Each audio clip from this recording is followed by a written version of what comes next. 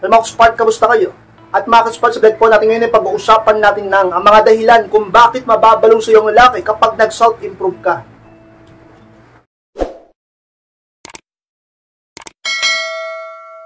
At kung handa na kayong lahat, mas na po tayo. At muli, be inspired!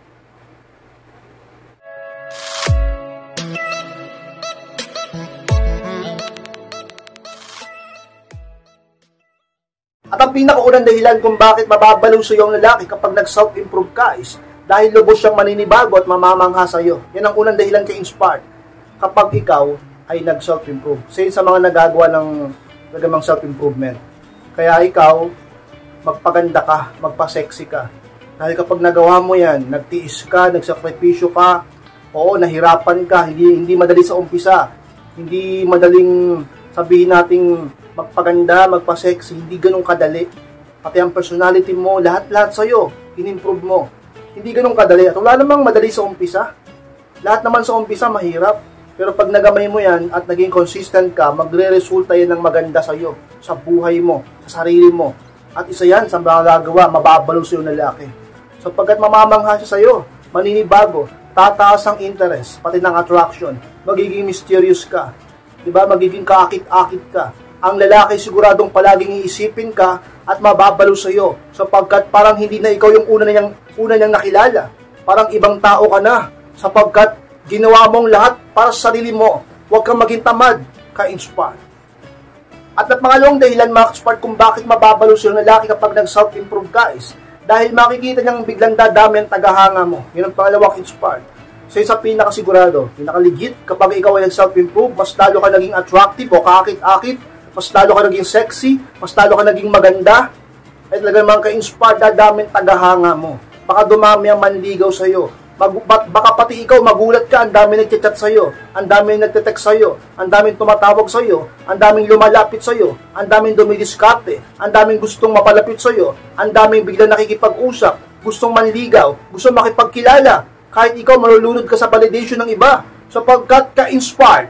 So isa pinakamagandang magagawa ng self-improvement, mapapansin ka nila. Di mo na kailangan pa magpapansin. Sila na mismo ang lalapit sa iyo at gugustuhin lang makilala ka. At ang partner mo, ang boyfriend mo, ang mister mo, talaga naman ka-inspired, ay makikita niya yan. Dahil doon, talaga naman tataas ang pagiging proud niya sa iyo at mas lalo kanyang iingatan. Sapagkat nakikita niya kung anong value meron ka, kung anong value ang talagang nakikita niya sa'yo ngayon na nag-improve ka na. Diba? Alam nyo, mas lalo tayong kinababaluan, mas lalo tayong minamahal ng isang tao kapag nakikita ng tao na yon, nag-special tayo sa iba. Nadadagdagan ng respeto, nadadagdagan ng pagiging mysterious natin, tumataas ang value sapagkat nakikita niya na pinag-value ka ng iba. Ganun lang yan ka-inspired. Babakurang ka niya. Mas lalo kanyang papahalagahan, mas lalo kanyang mamahalin, iingatan, at talaga namang mababalo sa iyo yan, sapagkat siya mismong makakita, makakaranas, na ikaw ay talaga namang pinag-aagawan ng iba. At ang pangatlong dahilan, mga Spark, kung bakit mababalo sa iyong lalaki kapag nag-self-improve ka is dahil malulunod siya sa kumpiyansa na ipapakita mo. Yun ang pangatlong Spark. Siyempre naman, kapag nag-self-improve ka, sigurado akong tataas ang kumpiyansa o confident mo sa sarili. Alam niyo mga Spark, na totoo, real talk lang, hindi mo mapepeke ang kumpiyansa. Oo, mapepeke mo siya, saglit lang, ilang oras, ilang minuto, pero hindi pang habang buhay. Lalabas ang totoo. Paano ka magiging kumpiyansa kung hindi maganda ang itsura mo? Paano ka magiging kumpiyansa kung ang laki-laki ng katawan mo? Paano ka magiging kumpiyansa kung wala kang kapera-pera sa bulsa mo? Paano ka magiging kumpiyansa kung ikaw mismo wala kang kumpiyansa, wala kang ipagmamalaki? Ang kumpiyansa ay nakukuha sa mga bagay na meron tayo. Ang kumpiyansa ay nakukuha sa mga bagay na alam nating meron tayo. Tulad ng alam mong maganda ka, alam mong sexy ka, alam mong marami kang pera, alam mong sikat ka, alam mong meron ka nito, meron ka niyan, alam mong maraming humahanga sa'yo, alam mong kakit-akit ka, alam mong magandang kutis mo, magandang suot mo, mabango ka, magandang buhok mo, alam mong sexy ka. Doon, hindi mo mapepeke ang kumpiyansa, kaya mag-self-improve ka. Sabi ng iba, 'di ba? Sabi ng iba kay Inspired. May narinig akong nagtuturo sa YouTube din. Sabi, maniwala ka lang daw sa sarili mo. Oo, kailangan naman talaga maniwala sa sarili. Kailangan mong maniwala sa sarili. Pero, mas maganda yung naniniwala ka lang sa sarili mo, may ginagawa ka pa para sa sarili mo. Hindi yung puro ka na lang pinepeke mo yung sarili mo na kakit-akit ka kahit hindi naman.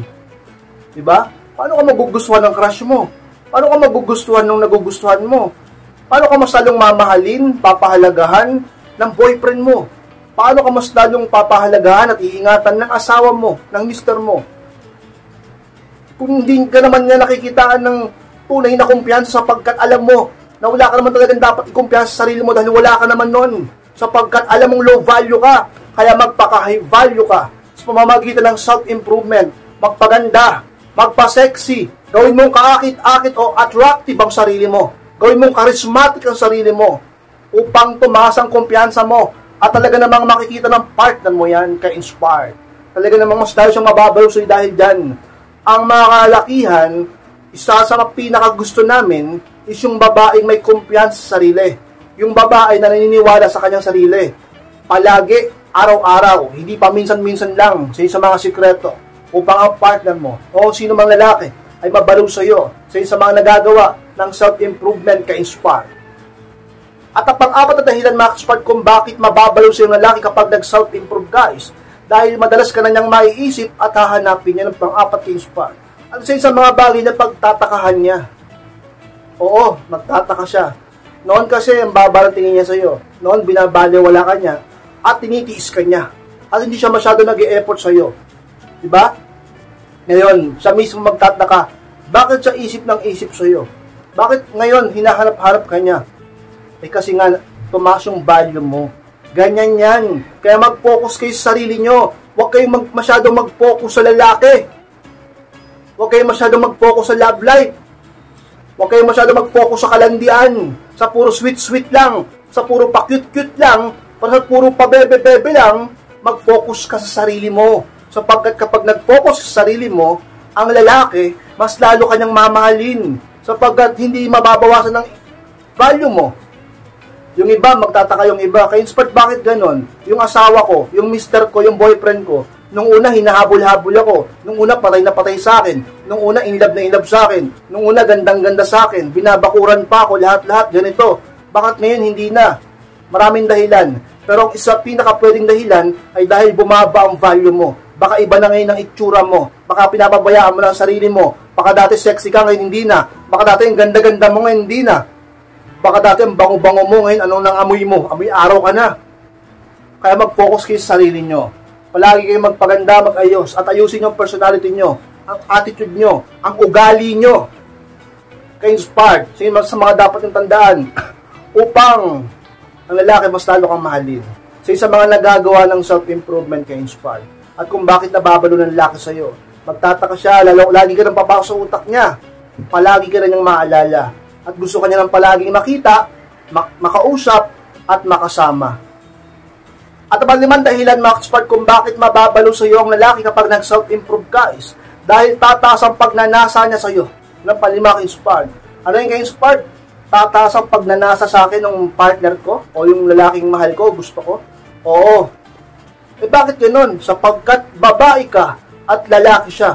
At ang isang babaeng mas lalong gumanda, ang isang babaeng mas lalong sumeksi, ang isang babaeng mas lalong kaakit-akit, ay malamang sa malamang ay talaga namang pagnanasahan yan. Real talk lang, oo. In nature eh. Tao tayo. Lahat tayo may kaanuhan sa katawan, may kuryente sa katawan. Lahat tayo may, sabi nating, pagnanasa o sabi nating pagiging L, di ba? Alam nyo na yon. Matatanda na kayo. Ngayon, yung iba nga nagtataka sa akin ka-inspired. Alam mo, yung mister ko, yung asawa ko, o yung partner ko, dati, ganadong-ganado sa akin yan, excited. Siya pa nagyayaya, maglabing kami, siya palagi nangangalabit, siya palagi nag-romance sa akin. Ngayon, hindi na. Ngayon, parang baliwala lang ako. Ngayon, parang nga akong anino o hangin. Pero nung tinuruan ko siya, sabi ko, mag-self-improve ka. Punta kang gym, magpaganda ka, bumili ka nito, bumili ka niyan. Ayusin mo yung sarili mo. Siguro after 2 months, nag-chat sa akin, ka-inspired. Nag-improve na nga siya talaga. Send niya yung picture niya eh. Tapos, yung partner niya, nagbaliw sa kanya. Lagi lang siyang niyayaya maglabing. At laging naglalambing sa kanya. Kaya napakahalaga mag-self-improve ka. Huwag puro lungkot, huwag puro drama, huwag puro iyak, huwag puro katoksikan, huwag puro negative, huwag puro away, huwag puro reklamo, huwag puro demand. Mag-focus ka sa sarili mo, mag-self-improve ka. At kung ang partner mo ay binabaliwala ka na, ang partner mo ay tinitiis ka na, ang partner mong lalaki ay hindi nagpaparamdam sa iyo, o binabaliwala ka na, ramdam mo na para bang hindi ka na niya mahal, mag-focus ka sa sarili mo. Imbis maghabol ka, mag-focus sa sarili mo. Kung di siya nagpaparamdam, huwag ka din magparamdam. Mag-focus ka sa sarili mo. I-improve mo ang sarili mo. At babalik yan. Tandaan mo yan, ka-inspire. Ang problema, yung iba, imbis na mag-self-improve, naghahabol pa. E di mas talang bababa ang value mo, mas talang pagtatawanan ka niya, ka-inspired. So yung sa mga nagagawa ng pag-i-improve, di ba? Kasi sa mga dahilan kung bakit nababayo ng lalaki kapag nag-self-improve ka, tataas ang pagnanasa niya sa'yo. Tandaan mo yan. Dahil doon, pag tumaas ang pagnanasa ng lalaki sa'yo, hahabul-habulin ka niya at kakabaliwan ka niya, ka-inspire. At ang mga dahilan, mga kung bakit mababalo ng lalaki kapag nag-self-improve ka is dahil makakaramdam siya ng takot na baka mawala ka. Yun ang pinakahuli, ka-inspire.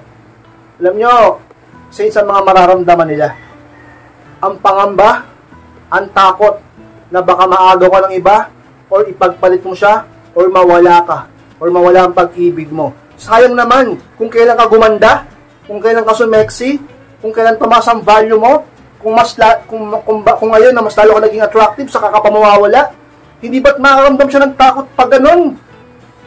Kaya yung lalaki, malakas ang loob. Kaya yung ibang lalaki, yung ibang partner yung lalaki, mayabang. Kasi, ang baba na ng value mo, ang baba ng tingin niya sa'yo. Iniisip niya marami mong mas higit sa'yo. Iniisip niya wala lang kukuha sa'yo. Wala lang papatol sa'yo. Pakita mo sa kanyang hindi patapos ang laban. Talaga naman.